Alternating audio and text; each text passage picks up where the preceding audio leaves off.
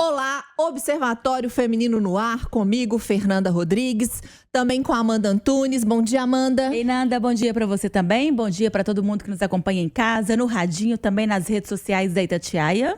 Aline Neves, bom dia. Bom dia, meninas. Bom dia para todos os nossos ouvintes e também para o ouvinte internauta.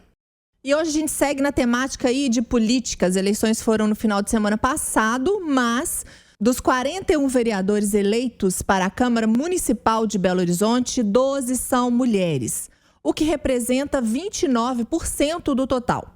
O resultado eleitoral de 2024 é o melhor para a bancada feminina da história da capital mineira, superando as últimas eleições. Lá em 2020, 11 mulheres foram eleitas vereadoras em BH. Entre os 5 primeiros eleitos para a Câmara, 4 foram mulheres.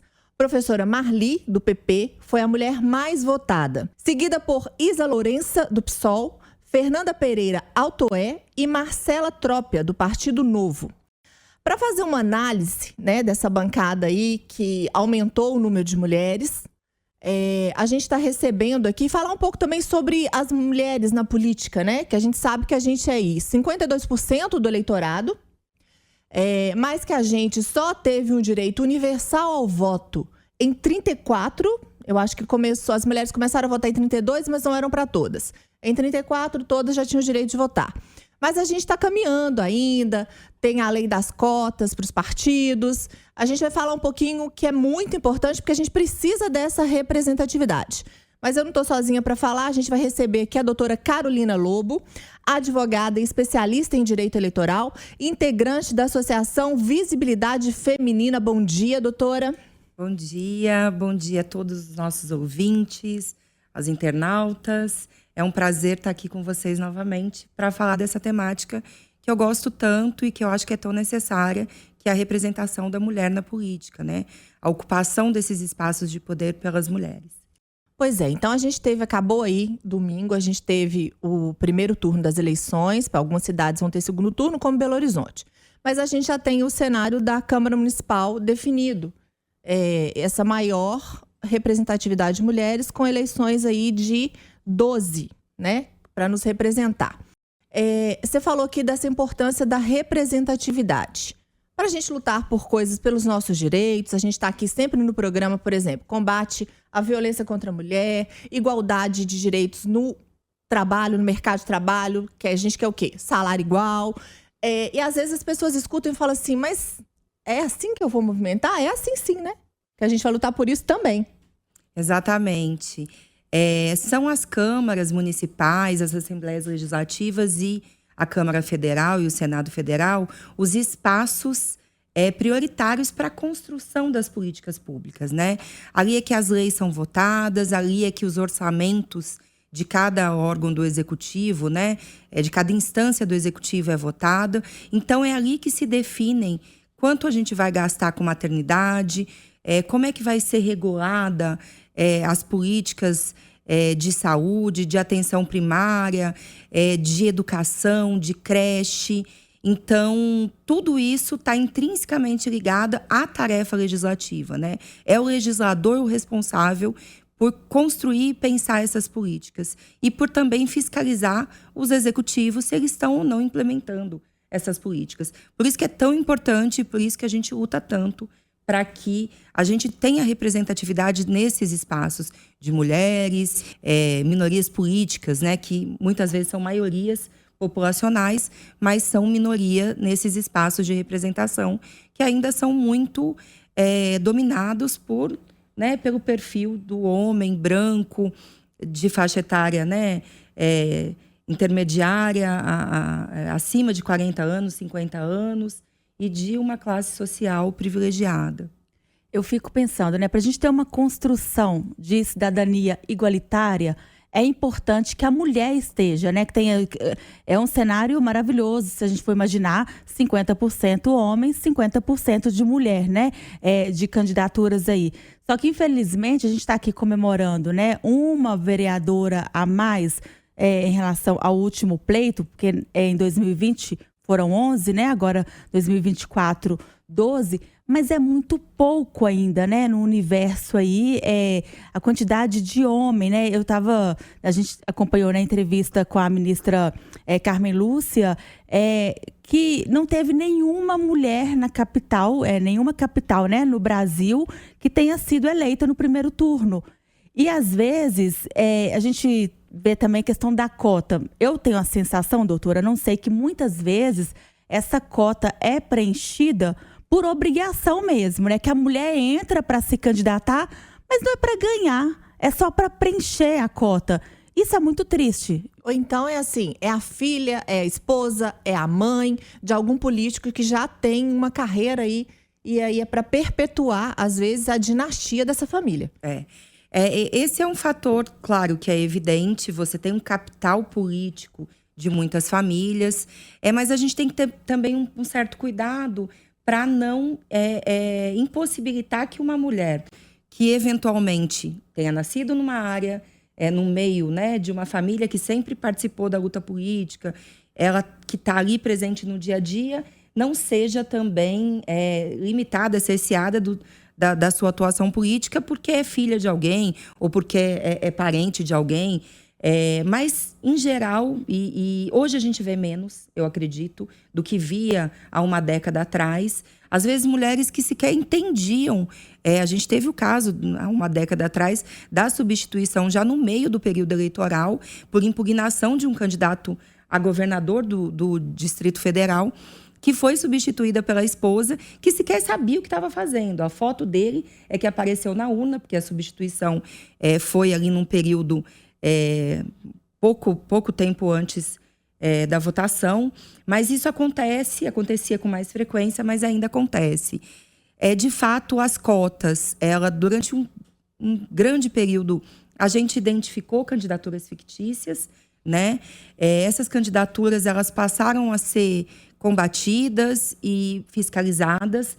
Na última legislatura, a gente aqui em Belo Horizonte teve 2 chapas cassadas por conta da presença de candidatas fictícias, e acredito que isso venha, com essa fiscalização, com esse controle social, venha diminuindo progressivamente. Essas eleições, como vocês bem disseram, a Câmara Municipal de BH chega a quase o mínimo que a gente diz, desde os anos 80, que é necessário para que haja a escuta das mulheres na sociedade. O mínimo de 30% é aquilo que a gente chama de massa crítica, que é necessário para que se construa ali, que se escutem as demandas essenciais das mulheres. A gente chega a quase isso, 29%. Agora, é importante frisar que Belo Horizonte está muito à frente da média nacional. Nós tivemos um crescimento nessas eleições de 13% das mulheres eleitas para as eleições de 2020. Naquele pleito, a gente elegeu 16% das mulheres nas câmaras de vereadoras e agora elegemos 18%. Então, nós não atingimos o desejado, mas o Brasil ainda está muito atrás disso e é preciso, de fato, que as mulheres participem de forma mais efetiva. E para que elas participem, é necessário que existam políticas públicas que alcancem mais do que o período eleitoral.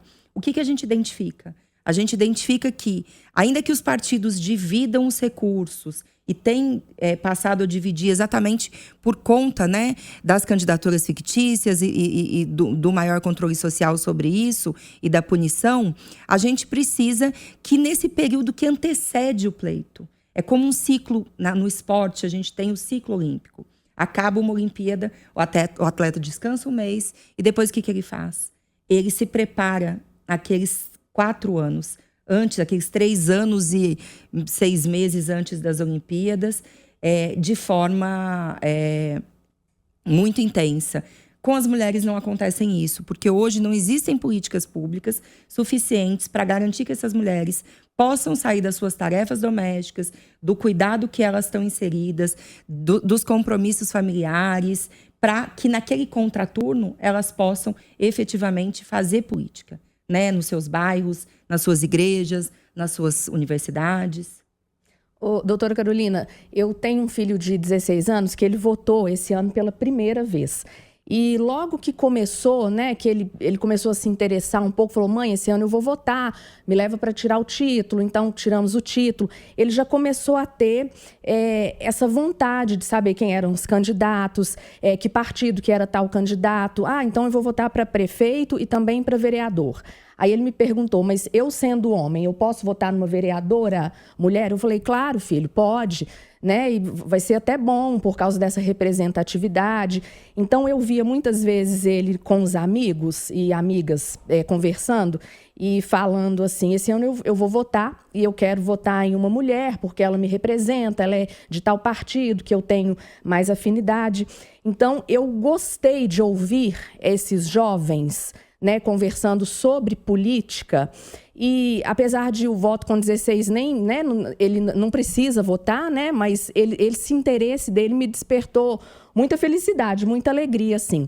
Então, no dia da votação, a gente foi de manhã, eu voto num colégio perto dele, que ele vota, ele foi votar em outro local.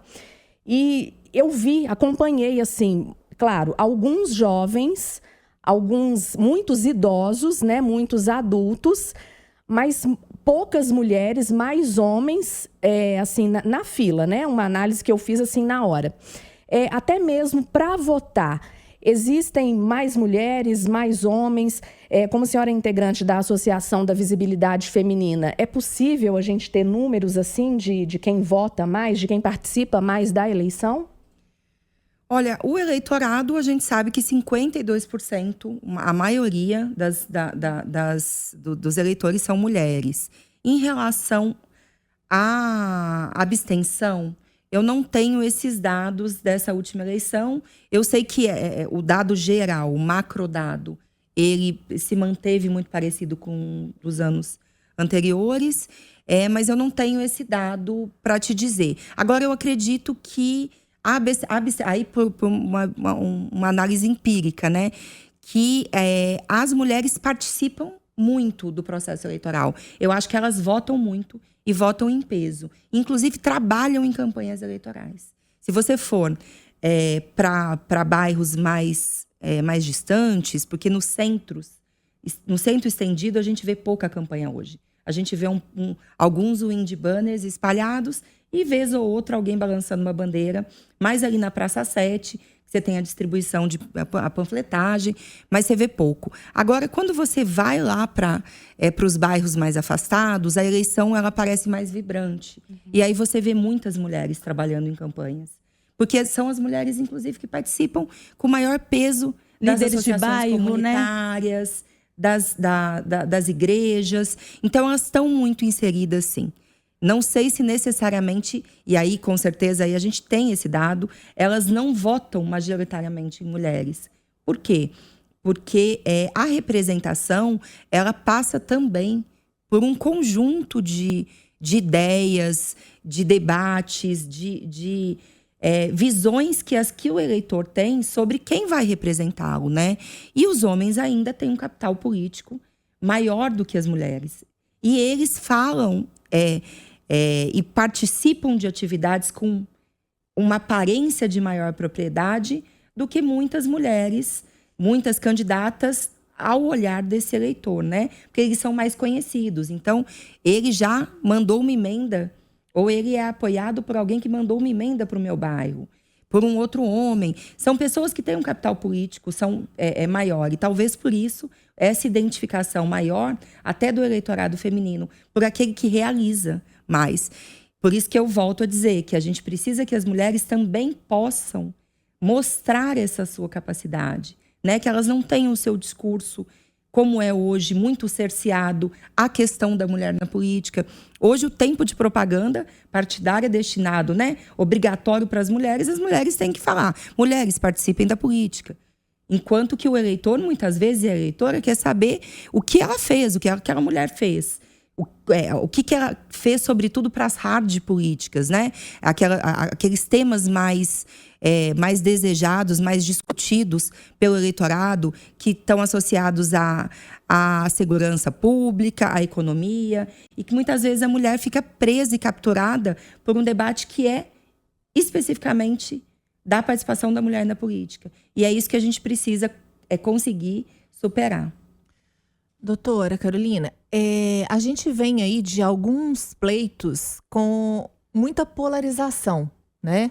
A gente tem visto que alguns aspectos negativos dessa polarização, como campanhas de baixo nível, brigas familiares. A gente vem aí nessa polarização assombrando a política brasileira aí já tem algumas eleições.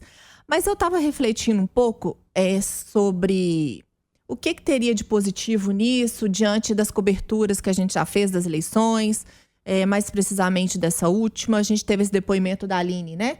Do filho de 16. O Tribunal Superior Eleitoral informou que a gente teve um aumento de 78% dos jovens votando entre 16 e 17 anos. Aumentou a participação. Aqui a gente colocou muitos idosos agora nessa cobertura. Teve um que eu achei interessante, ele tinha 78 anos, né? E a repórter vira para ele e fala assim, não, até o senhor não precisaria estar aqui e tal. Ele, não, como que não precisaria, né? A pátria é nossa. Então, assim, eu acredito que essa polarização também levou as pessoas a participarem mais da política, a comparecerem mais, a votar, a discutir mais política, talvez de formas erradas aí, mas cada um. Mas eu acredito que, sim, as pessoas estejam mais interessadas e mais participantes da política. Sim, eu acho que é uma análise muito interessante. De fato, essa polarização ela faz com que cada um que defende um lado participe e se engaje para que o seu lado tenha sucesso. Então, isso é muito evidente. Inclusive, com o número de eleitos, a gente tem um candidato que foi para o segundo turno, que é um jovem, né? É um jovem, começou muito jovem também aqui. Muitas jovens foram eleitas para a Câmara Municipal e para as câmaras municipais. A gente tem uma candidata muito jovem disputando a Prefeitura de Natal. Então, eu acho que, de fato, isso incentiva a juventude a participar. Isso faz com que o eleitor idoso que defende aquela pauta também participe. E é algo muito interessante, porque os idosos, de fato, têm uma presença muito, talvez até por entender a importância, né, e reconhecer o que é o direito ao voto, que uma geração mais nova não entenda, porque desde que nasceu, né, desde que se tornou adulta, vota, os idosos, eles fazem questão. A minha sogra, por exemplo, que vai fazer 90 anos agora no final dessa semana, ela vota em todos os pleitos, ela faz questão de votar e ela põe a roupa mais bonita que ela tem, porque ela diz que ali, aquele momento ali para ela é muito especial, porque ela ficou muitos anos sem votar. Né? Então, isso é muito interessante. E ainda que seja, né, por uma ou outra pauta que a gente considera mais extremista para um lado ou para o outro, é, de fato, uma síntese importante de que toda a sociedade reconhece que, para fazer valer aquelas suas ideias, ela precisa participar desse processo, dessa arena pública, onde se debatem e aprovam, né, os rumos que a nossa sociedade vai trilhar. E para a mulher ainda foi um direito conquistado, né? E eu penso, quando você não vota, você está deixando que o outro escolha quem vai decidir né, e situações, pontos importantes para a sua vida. E aí, por isso que aí eu bato, que é o que a gente está falando na tecla de que é importante a mulher na política, porque a mulher vai entender as necessidades de nós mulheres, que eu acho que o homem não vai conseguir compreender, né? Eu acho que um traço muito interessante que a gente vê em todas as pesquisas de mulheres participando de parlamentos ou mesmo no executivo é que a mulher traz essa perspectiva diferente. Como qualquer outra representação. Como, por exemplo, a bancada do COCAR traz para o Congresso Nacional agora uma perspectiva de um local que ela vive. Claro que a gente tem muitos homens que compreendem a necessidade e são apoiadores da pauta, são parceiros, e sem eles a gente não avança, porque a gente precisa, não é nós contra eles, né? Mas a gente precisa que todo segmento esteja representado. E a representação não pode ser só descritiva, de fato. Tem que ter mulheres, tem que ter negros e negras, tem que ter indígenas, Mas tem que ter também trabalhadores, empresários, fazendeiros. A gente precisa radialistas, professores. A gente precisa que todos os setores, que a representação, para que a democracia seja de fato efetiva, que todos os setores que compõem a sociedade estejam aí representados, sejam ouvidos de alguma forma.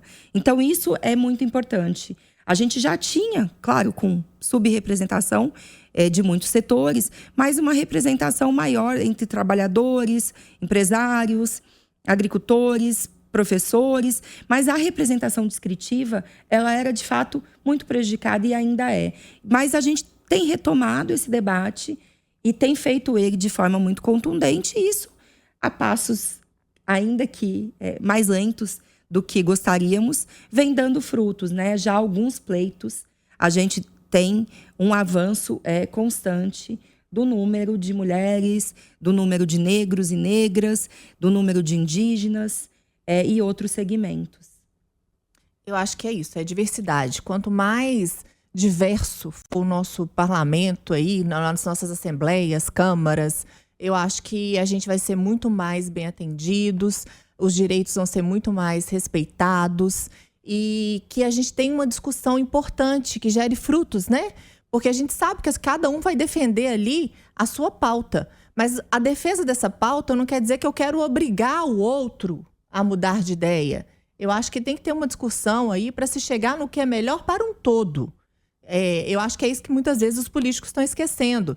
Se eu defendo uma pauta LGBTQIA+, né, tudo bonito, eu não quero dizer que eu quero que o outro seja trans ou que o outro seja homossexual. Não, eu só estou defendendo que todo mundo tenha direitos iguais.